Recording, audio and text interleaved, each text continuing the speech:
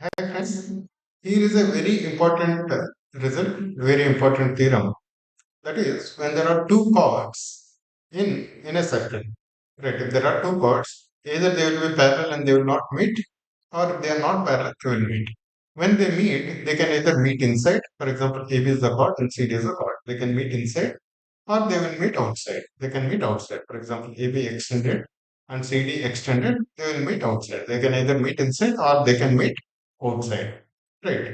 Now, wherever they are meeting, whatever is that meeting point, from that meeting point, XA into XB. This is chord 1. XA into XB. Here also XA into XB. From that meeting point to the both points of the chord equals XC into XD or XC times XD. We have to prove this. This is very important result and we use it in multiple places. How do we prove this? Right. This is very easy. Let's see. Let us take this diagram first. Left diagram first. Let us take this arc DB. Right. This DB arc, same arc is subtending this angle A and angle C on the circumference. Right. Whatever is the center O, center must be some O. But it's the same arc. Same arc. Whatever it is projecting on the circumference, the angles will be equal. Right. We already know this. We already proved this also in the earlier. And this angle is equal to half of the angle which this arc makes at the center. For example, if DOB is something, DOB is 2 theta, then angle A is theta and angle C is theta. So angle A equals angle C, right? At the same time, this angle, whatever, let's say this wherever it is meeting, AXD. AXD, this angle is also equals CXD, right? Because these are straight lines meeting and opposite angles, they should be equal. AXD equals CXD, right? Similarly, this AC, the same arc, is putting the same, it is it is creating this angle D and this angle B on the circumference. So angle D equals angle D. Right. Angle A equals angle C, angle D equals angle B. This side of X, this side AXD equals CXB. So what does that mean? This triangle AXD is actually AXD is equiangular to CXB. A is C, X is X, B is D. AXD equals or is similar to or equiangular to CXB. Right. You can draw this triangle, then see if you move to this side and connect it again, then you can see the similarity also. You just need to flip this x if you bring it this side, then this angle B equals this angle D, angle C equals angle A, and x equals x. Right. So now these two triangles are similar. Right. AXD and let me draw this AXD AXD and CXD. Right. These two triangles are are similar. What does that mean? XA by XC. XA by XC equals XD by XB equals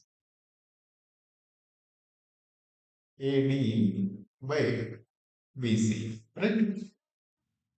Corresponding sides XA by XC equals XD by XB equals AD by BC. We are not worried about AD by BC. We just want the first two ones. First two ones to do the cross multiplication. XA times XB equals XC times XB. That is what the result is about. Right, XA times XB equals XC times XD. Right. Now again, let's look at this diagram, the middle diagram. Here, these lines are meeting outside. The chords are meeting actually outside. But doesn't matter. Again, it's the same arc. This arc is making this angle here and angle C here.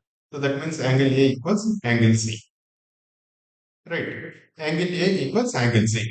Now, this if you take this triangle CBX, this angle x equals AXC. CXA equals AXC or CXB equals AXB. Right? Because it's the same angle. Right? This angle, now we have taken these two triangles AXB and CXB. AXB, AXB and CXB. These two triangles we are taking. Right? AXB. This is like this AXB, and let us flip this B to the other side. CXB. Why? This angle C, this angle C equals this angle A. Right. This angle X is same in both the places because AXB equals BXC. It's the same angle. Right. When two angles are equal, automatically the third angle should be equal. Right. Sum of three angles is 180 degrees in both the places. This and this are equal. So that means angle B equals angle D. Right. Now again the same thing. What is XA by XC? Whatever we have written, XA, which is XA, by XC by XC equals XD by XB equals XD by XB. Right. What does that mean? XA times XB equals XC times XB. Right. Here also we are getting the same result. Now, how do you prove that this equals XT square? XT square. Now, let us do one thing. The CD, let us try to move the CD away from the center towards the circumference, away from the center. Right. If you move this, doesn't matter, right? Whichever CD. Now, whichever two lines, it doesn't matter, right? If you move this, if you move this further, if you move this, let us move, then the C and D will come closer. This C and this D will come closer, CD and will come closer further, and at some point, this C and D will coincide. And then CD equal to, sorry, CX equals DX equals TX. Right. At some point, if you move this further, they will coincide.